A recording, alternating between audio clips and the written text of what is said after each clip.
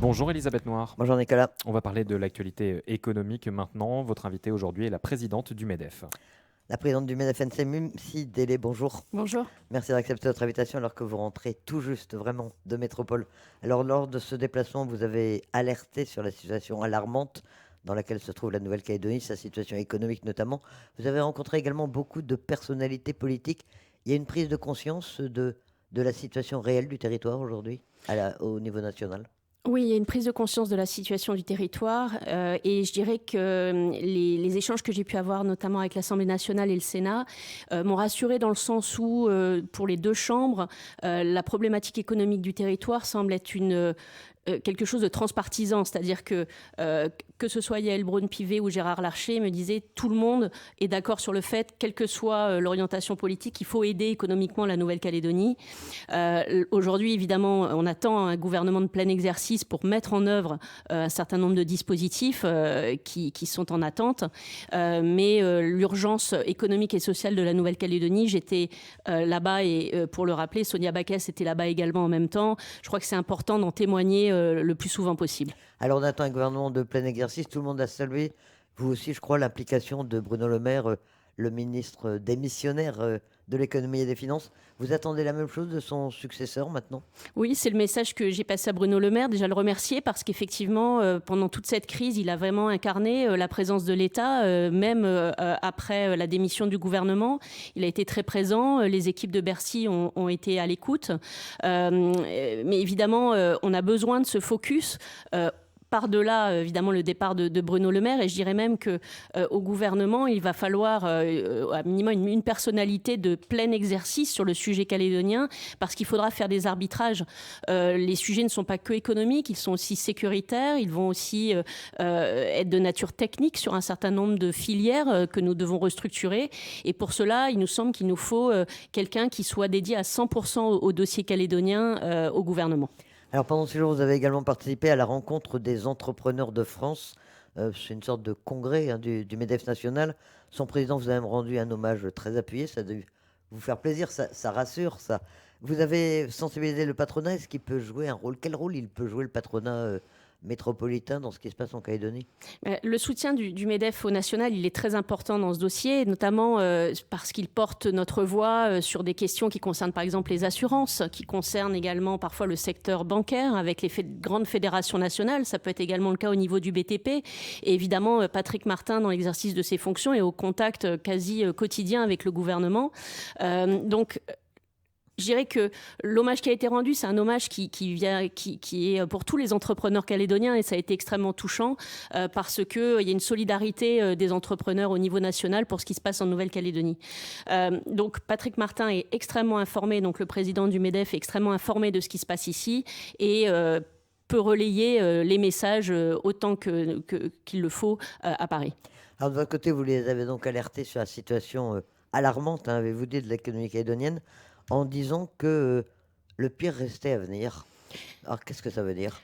En fait, ce qu'on craint, c'est que au-delà du gros de la crise sécuritaire qu'on a vécue ces derniers mois, aujourd'hui, la crise, elle se produit davantage à bas bruit. C'est-à-dire qu'on a un grand nombre d'entreprises qui sont en très grande souffrance et qui risquent de s'effondrer en réalité dans les semaines ou les mois qui viennent si la reprise n'est pas là.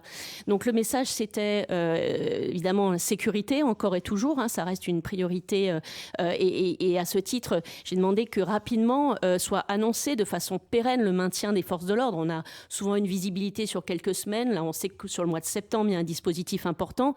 Mais nous, on a besoin de voir au-delà de ça et donc d'avoir des annonces très concrètes sur la sécurité. Et par-delà ça, on a des problématiques d'assurance qui sont très concrètes également et pour lesquelles il va nous falloir des réponses. C'est quoi le problème avec les assurances ? Ça ne va pas assez vite ?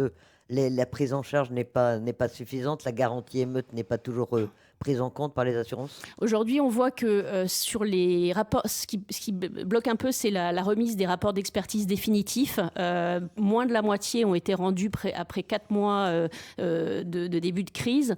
Le message, c'était de dire aux assureurs, ça ne va pas assez vite, il faut accélérer sur la remise de ces rapports qui permettent de débloquer en fait les indemnités. Aujourd'hui, moins de 6% des indemnités d'assurance ont été versées effectivement aux entreprises. crise, c'est trop peu, il faut aller beaucoup plus vite.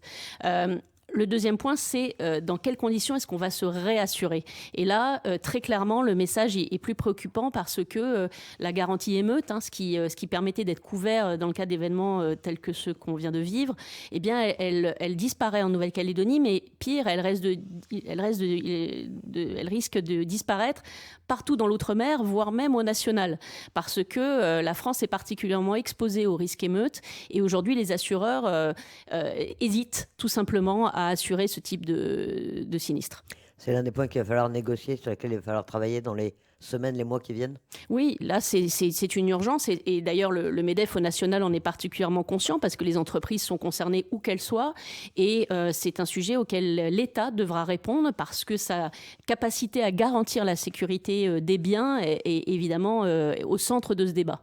Alors justement, l'État, seul bouée de sauvetage de la Nouvelle-Calédonie, c'est ce que nous disait le haut-commissaire vendredi. C'est aussi votre conviction, aujourd'hui, sur le plan économique, c'est lui aussi qui doit être présent, donner l'impulsion, aider à relancer la machine? Je dirais que financièrement, c'est incontestable. Maintenant, les élus calédoniens ont une responsabilité majeure dans le fait d'engager un certain nombre de réformes, et notamment sur la réduction des dépenses. Je dirais que oui, nous avons besoin d'énormément de moyens, mais nous avons aussi besoin de réformer notre système économique et social et administratif de façon à réaliser un certain nombre d'économies. Le MEDEF est engagé avec NCECO dans ses travaux. Nous y travaillons avec le gouvernement de la Nouvelle-Calédonie, notamment dans le cadre du plan S2R. Je ne sais pas s'il a été déjà évoqué sur votre antenne, mais l'idée, c'est évidemment de sauvegarder l'économie, et là, l'État va jouer un rôle majeur, mais aussi d'accompagner à son redressement via des réformes à réaliser. Oui, le plan S2R, sauvegarde, rénovation, reconstruction, on a eu l'occasion d'en parler effectivement à plusieurs reprises.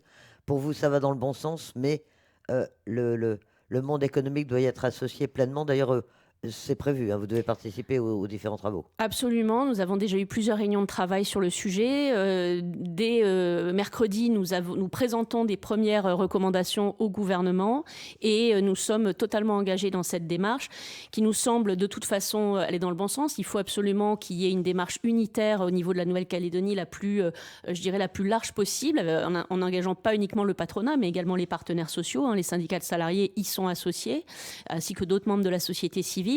Et c'est à ce prix-là qu'on arrivera à poser probablement les bons diagnostics et les bonnes réformes. Alors comment s'intègre la proposition du Congrès d'un plan quinquennal avec la demande d'une aide de l'État de 4,2 milliards? Ces deux démarches qui doivent être complémentaires, qui peuvent être associées? Il faut absolument qu'elles soient associées en une démarche. Disons que le plan du Congrès, il traite beaucoup de la sauvegarde, effectivement de la sauvegarde de l'économie, un peu moins du volet réforme, et c'est pour ça qu'il faut absolument mener les deux de front. Je dirais que nous aurons besoin de tous, déjà de la mobilisation de l'intelligence collective la plus large, mais surtout de parler d'une seule voix. Et c'est comme ça que nous obtiendrons, je pense, les arbitrages dont je parlais un peu plus tôt, les plus forts et les plus rapides. Et dans ce cas-là, si c'est l'objectif de ce comité et de ce plan et d'arriver à un consensus, nous y sommes favorables, mais il faut évidemment tirer tous dans le même sens. Alors l'État de son côté a donc déjà assuré les aides d'urgence, quelques 50 milliards déjà qui ont été attribués. Ça suffit dans un premier temps, c'était la bonne démarche? Aider pour le chômage partiel, pour le sauvetage urbain, c'était la bonne technique qu'il fallait prendre? Oui, alors l'État a réagi très vite. Après, évidemment, c'est jamais assez, et très clairement, on demandait plus. On se rend compte aussi que certains dispositifs ont nécessité d'être aménagés. Par exemple, nous sommes en phase d'obtenir l'abaissement, par exemple, du seuil de déclenchement du fonds de solidarité en fonction d'une perte de chiffre d'affaires qui était de moins 50%, on l'a passé à moins 30%. Ça, c'est une petite victoire, on va dire, parce que ça permettra de toucher davantage d'entreprises.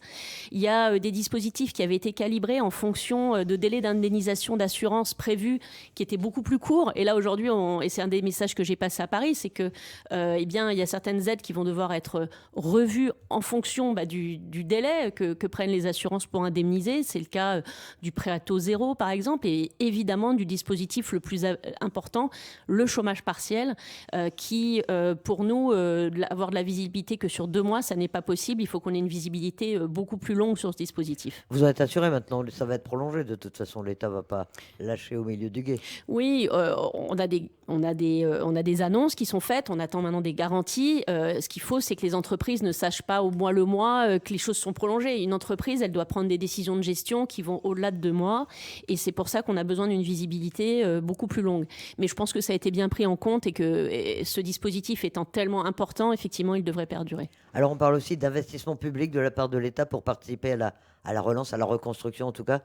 Ça vous semble là aussi indispensable? Et quels sont les secteurs qui vous intéresseraient le plus, dans lesquels il pourrait intervenir? Alors, bon, déjà, il y a la reconstruction des établissements publics détruits qui va être je dirais, le premier étage de la fusée. Derrière, les travaux qu'on mène sur cette fameuse reconstruction de l'économie, ils engagent des filières. Et donc, l'État pourrait effectivement intervenir dans la filière de la transition énergétique, mais également dans la filière maritime, sur lesquelles des infrastructures sont nécessaires. On a imaginé aussi des dispositifs d'accompagnement au secteur économique prioritaire, dans lesquels l'État pourrait intervenir en tant qu'investisseur également. Donc tout ça est à définir avec eux, mais je crois que sur cette logique d'accompagner à la reconstruction, l'État est évidemment partant, mais il demande à être convaincu, et donc on va devoir vendre d'une certaine façon notre vision d'un nouveau modèle économique à l'État qui, je le crois, s'engagera à nos côtés, mais pour cela, il a besoin d'avoir une vision globale de notre schéma de développement économique. On parle d'un effondrement de l'économie calédonienne. Est-ce qu'elle va se relever, selon vous, et dans quel délai? Combien de temps est-ce qu'il va falloir encore travailler pour que les choses reviennent quasiment à la normale? Alors, on va pas se voiler la face, la situation elle est très très difficile, hein. C'est vrai que dans la mesure où les finances publiques sont à sec, l'investissement public en Nouvelle-Calédonie, en tout cas à très court terme, a été quasiment totalement arrêté. Derrière, une économie, c'est vivant, c'est-à-dire que ça s'adapte aussi. C'est extrêmement compliqué, il y aura des pertes. On ne repartira pas au même niveau de développement économique que ce qu'on a connu. On sait très bien que le PIB de la Nouvelle-Calédonie vient de se contracter de l'ordre de 15 à 20%. Ce sera difficilement rattrapable. La reconstruction elle-même prendra au minimum 2 ans. Reconstruire des bâtiments détruits, relancer certaines entreprises, ça prendra ce temps-là. Et donc, c'est extrêmement long, hein, du point de vue des personnes qui ont perdu leur emploi. On ne va pas pouvoir recaser tout le monde tout de suite dans des nouvelles filières. Ça aussi, c'est illusoire. On le fera très progressivement. Mais il y a des signaux positifs. Si on peut refaire partir, par exemple, les croisiéristes au mois d'octobre, ce à quoi la filière tourisme travaille, ce serait déjà un premier signal positif. Et puis, le redémarrage, évidemment, de l'usine du Sud à Prony, ce serait un signal très positif. Donc, voilà, on va essayer progressivement de faire repartir un certain nombre de secteurs. Maintenant, on s'attend à des années difficiles, c'est évident. Mime Sidélé, présidente du MEDEF NC, merci d'avoir accepté notre invitation. Merci.